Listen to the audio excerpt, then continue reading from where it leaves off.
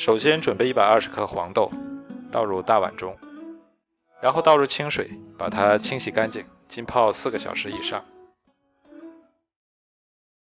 这是我泡了1夜的黄豆，变得胖乎乎的，像这样就可以了。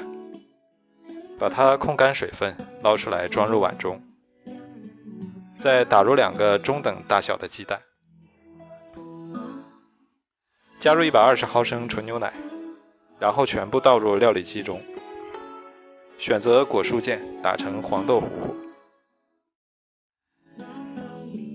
打好之后倒入大一点的碗中，再加入4克酵母粉、1勺白糖促进酵母发酵、1小勺盐，充分搅拌均匀，搅拌至酵母溶解。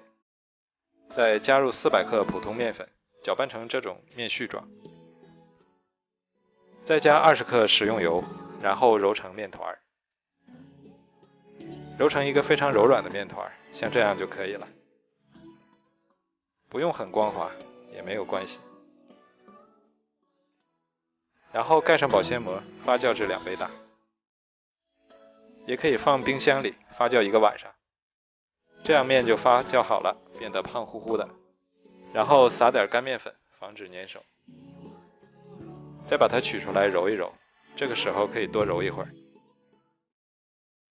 再揉10分钟左右，这样做出来的饼内部组织非常细腻。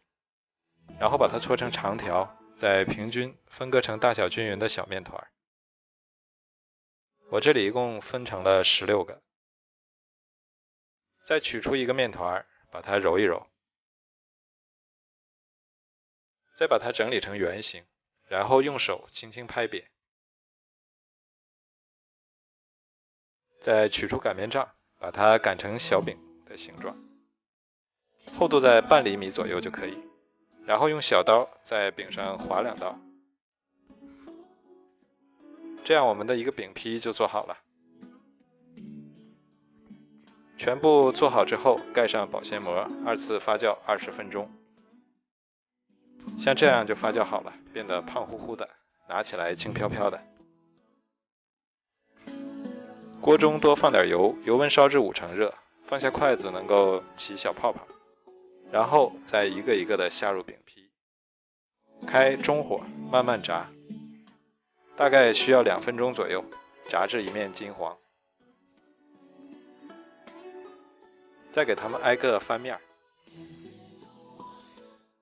继续开中火慢炸，炸至2面金黄，小饼全部都鼓起，像这样就好了。全程大概5分钟左右。哇，好香啊，一股浓浓的豆奶香味。再把它捞出来，然后关火，这样不容易吸油。刚出锅的时候，这个表面非常的酥脆，里面非常松软，像面包一样，还有一股浓浓的豆奶香味，个人感觉比油条还好吃。我们发好面后再多揉一会儿，内部组织也是非常的细腻。它表面有油条的酥脆，内部有面包的松软，豆奶香味十足，非常的好吃。如果你喜欢，也来试试吧。喜欢我的视频就关注我吧，谢谢您的支持。